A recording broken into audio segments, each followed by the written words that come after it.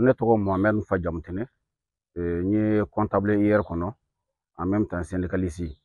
Donc n bɛ jɛkulu kɔnɔ bin kɛra baarakɛla minnu kan k'u licencier, donc n b'o o mɔgɔw cɛla. Donc an ye aw wele bi walasa k'an ka dusubakasi yira aw la. Bon licenciement kɛra kulu fila. U y'o kulu fɔlɔ u y'olu lajɔ le 30 septembre 2023. Donc ka kulu filanan lajɔ le 31 décembre 2023. Bon licenciement kɛra hakɛw ma segin mun na? Donc baara ɲɔgɔnya ni ɲɔgɔn cɛ ni i ni mɔgɔ bɛ baara bila a ka hakɛ minnu b'i fɛ i kan ka olu di a tigi ma normalement. Donc jamakulu cɛla mɔgɔ fɔlɔ minnu bilara, donc olu bilara ka sɔrɔ u ka kalo 5 sara bɛ yen. Filanan ninnu fɛnɛ bilara ka sɔrɔ u ka pratiquement kalo 7 bɛ yen nɔ. Donc ni si ka wari ma sɔrɔ, dura ma sɔrɔ fo san 1 tɛmɛnen. Bon a san 1 tɛmɛnen fɛnɛ k'a fɔ ko dura calculera cogo la ou bien u ka fɛnw calculera cogo la non, u ye wari dɔ de ta k'a di mɔgɔ ma ten explication t'a la. O y'a sɔrɔ fɛnɛ baarakɛlaw ka hakɛ bɛ hakɛ minnu ni accord d'établissement y'a di baarakɛlaw ma, o hakɛw b'u fɛ, o hakɛ si ma sɔrɔ fo an filɛ yɔrɔ min na sisan. Exactement an ye sira dɔw ta, an ye sira caman yɛrɛ ta. N bɛ se k'a fɔ Mali cakɛda ka dɔgɔn bi an ma se yɔrɔ min na. A kɛra présidence ye, a kɛra vérificateur fɛ ye, a kɛra ministère de la fonction publique ye, a kɛra direction générale de travail ye, a kɛra inspection de travail ye, an sera nin yɔrɔ bɛɛ la. Hali jɔkulu minnu bɛ yen n'olu bɛ mɔgɔw ka hakɛ ɲini ye, i n'a fɔ droit de l'homme ninnu, an sera nin yɔrɔ bɛɛ la. Malheureusement an ma jaabi jɔnjɔn sɔrɔ ka bɔ olu fan fɛ parce que n'i ye sɛbɛn kɛ bataki ci, an kɔni taara ci alhamdulillah u bɛɛ ka décharge b'an bolo. Donc hali min taara Kuluba an ye wulikajɔ kɛ lettre 2 3 ɲɔgɔnna a taara présidence la. Donc an bɛ Asibi n'a ka baarakɛɲɔgɔn bɛɛ fo.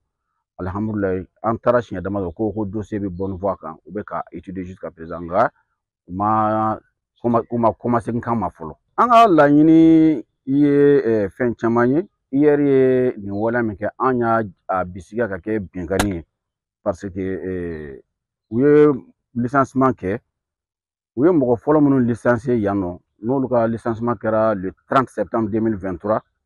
Immédiatement le 3 octobre le 1er octobre 2023 u ye mɔgɔ wɛrɛw ta u nɔ na. Alors que a ye mɔgɔ dɔ bila ko pour motif économique, a tilara ka mɔgɔ wɛrɛ ta o dugusajɛ bɛɛ olu don olu bila o place la ka tila ka fɔ olu ye pratiquement kalo 4 kalo 5 kalo 6 ka o bolo baara la. Donc an b'a jate minɛ ko motif économique tɛ. Donc motif économique tɛ parce que baarakɛla ninnu ka hakɛ de cayara service la. Donc wulikajɔ dɔw kɛra an sera hali INPS la ka taa an ka hakɛw lajɛ INPS la. A yera k'a fɔ misali la n balimakɛ min jɔlen filɛ n kɛrɛfɛ, ale ye baara daminɛ i n'a fɔ fɛn y'a fɔ cogo depuis 2007 mais a ka cotisation par patronale min kan ka verser INPS la, INPS mɔgɔw ye jaabi min d'a ma kalo 10 ani a ma san 2 sɔrɔ, kalo 18 de sara la ale place la i n'a fɔ mɔgɔ caman bɛ yan o cogoya la. Donc an y'o bɛɛ don an ka wulikajɔ kɔnɔ walasa an bɛ se ka bila an ka hakɛ kɔnɔ cogoya min na. Donc ani an bɛ taa wagati min na o y'a sɔrɔ an ka hakɛw bɛ yen, accord d'établissement ye hakɛ minnu di baarakɛla ma vraiment a si ma se ka sɔrɔ. Wari min ni gouvernement b'a di n'o ye subvention ye a bɛ di à hauteur de 3 milliards 300 millions et quelques, a bɛ di pour le paiement des salaires et accessoires des salaires. Mais a bɛ di mɔgɔ jɔnniw ma? A bɛ di contractuels de ma ani les fonctionnaires qui sont en position de détachement. Mais malheureusement tel n'est pas le cas à l'IR ici. IR la yan nɔ fonctionnaire min bi en position de détachement yan nɔ o man ca, a tɛ tɛmɛ mɔgɔ 60 ɲɔgɔn na kan parce que vérificateur ka rapport bɛ yen a b'a kɔnɔ, a tɛ tɛmɛ mɔgɔ 60 ɲɔgɔn na kan. Donc a tɔ fɛn fɛn bɛ yen a si ma détaché. Dɔw yɛrɛ minnu yɛrɛ fɛnɛ détaché la n'olu ka détachement banna a mɛnna a bɛɛ bɛ vérificateur ka rapport kɔnɔ, o bɛ taa mɔgɔ 60 ɲɔgɔn na fana olu ka détachement banna o bɛ yan nɔ, olu bɛɛ bɛ ka sara a kan. Donc a kɛra IR kɛra mɔgɔ dogoyɔrɔ de sisan. Donc ka na kɛ fɔ wari kan ka di minnu ma, minnu ka hakɛ don olu kumanena ma, minnu ka hakɛ tɛ k'a d'olu ma. Vraiment o gɛlɛya de b'an kan, o de y'an ka dusumakasi ye bi.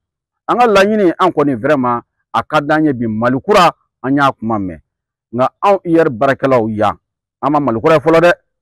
an ma Mali ko Mali min yɛrɛ bɛ yan bi an m'a dɔn parce que binkani wale de bɛ yan donc Mali min bɛ yan bi n tɛ se k'a fɔ tile min Mali bɛ yan donc an kɔni ma Mali kura dɔn an fɛn a ka d'an ye an ka Mali kura dɔn. Voilà, bon ne tɔgɔ Burama Keyita, ne ye gardien Sotiba kɔnɔna na. Ne ye baara daminɛ le 1er juin contrat le 1er juin 2007 donc ka bɔ 2007 la ka bila fo sisan na n bɛ Sotiba kɔnɔna fo ka se licenciement ma 2023. Bon n bɛ foli kɛ aw journaliste yɛrɛ fɔlɔ ani Mali autorité. Gɛlɛya min ye ne sɔrɔ ne kelen tɛ, gɛlɛya min ye ni n collègue bɛɛ sɔrɔ. Gɛlɛya caman y'an sɔrɔ parce que licenciement a gɛlɛyara fo k'a dɔn k'a gɛlɛyara. Parce que sariya la n'i bɛ mɔgɔ licencier fɔlɔ o y'a sɔrɔ a ka salaire de retard minnu bɛ yen sariya b'a yɛrɛ kan k'o saraw de d'a ma fɔlɔ ka rappel o la ka sɔrɔ ka licenciement kɛ. Mais hier mɔgɔw ye mun kɛ u y'anw licencier o y'a sɔrɔ an ka salaire de retard minnu bɛ yen dɔw ta 7 mois dɔw ta 4 mois dɔw ta 5 mois. Donc ka tila an ye i nanen kɛ o rappel i bolo ma da o kan. Mɔgɔ caman tɛmɛna banque fɛ i b'a sɔrɔ e ye juru ta après kɔfɛ u nana ka na wariw sara banque kɔnɔna na a fɔ k'i ka wari sara dɔrɔmɛ t'i bolo mais laɲini min don pour que u bɛ se ka mɔgɔw tɔɔrɔ cogoya min na n yɛrɛ b'a dɔn u y'a dabɔ kama. Bon vraiment o yɔrɔ in kɔni o digira ni baarakɛɲɔgɔn bɛɛ lajɛlen na parce que licenciement in kɔnɔna na dɔw denw ka ekɔli tiɲɛna a jouera an denw ka ekɔli kan a jouera an ka familles kan même hali an bɛ fɛn minnu kɛ an balimaw a jouera bɛɛ lajɛlen kan. Vraiment licenciement a gɛlɛyara fo ka dɔn a gɛlɛyara.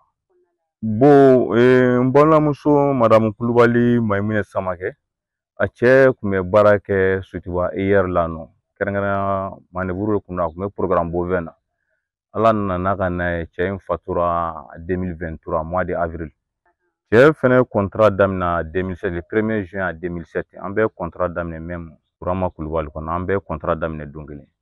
Maintenant cɛ bannen an yɛrɛ y'a ka kurusiw kɛ ka taa jugement ni fɛnw kɛ k'a ka gɔrɔsiw bɛɛ lajɛlen sɔrɔ ka dɔw don INPS la dɔ kan ka na retour kɛ IR kɔnɔna na parce que normalement IR de kan ka capital décès sara. Donc ka bɔ 2023 la ka na bila fo sisan an balimamuso den 7 de b'a bolo a bɛ maɲumako la cɛ ka capital décès bɛ IR la den 6 o den ko den 6 de b'a bolo cɛ ka capital décès bɛ u dɛsɛlen don k'a sara. Muso yɛrɛ tun bɛ va-et-vient kɛ chaque fois a bɛ taa centre la directeur fɛ DCRA fɛ pour que a nana ka wari nɔfɛ. DCRA yɛrɛ ye mun fɔ ko vraiment ale t'a fɛ a ka to kana service la k'a ka to so ko ni wari sɔrɔla k'a ka wari b'a sɔrɔ. Voilà Ala sago sago.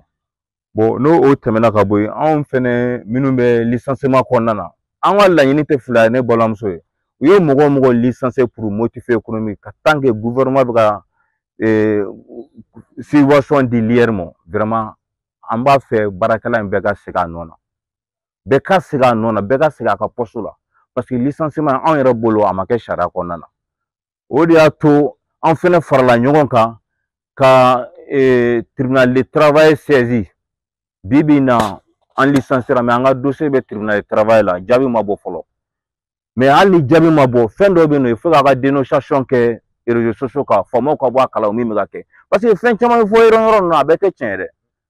Donc il faut que dimi bɛ anw minnu kan anw ka aw wele an k'a ɲɛfɔ vraiment anw mago tɛ dɔrɔ la an ka wari minnu bɛ an ka wari ka di an bɛɛ ka segin an ka poste la anw mago b'o de la an tɛ kɛlɛ kɔ an tɛ wɔyɔ kɔ mɔgɔ juguya tɛ an kɔnɔ alihamudulila rabbil alamina san 20 ni kɔ e y'o kɛ yɔrɔ min na e san 10 ni kɔ kɛ yɔrɔ min na e tɛna se k'a fɔ k'e bɛ taa baara daminɛ yɔrɔ wɛrɛ ko k'e n'olu mɔgɔw bɛna bɛɛ ka tɛmɛ i ka nin yɔrɔ kɔrɔ quoi a ka gɛlɛn vraiment Ala sago sago.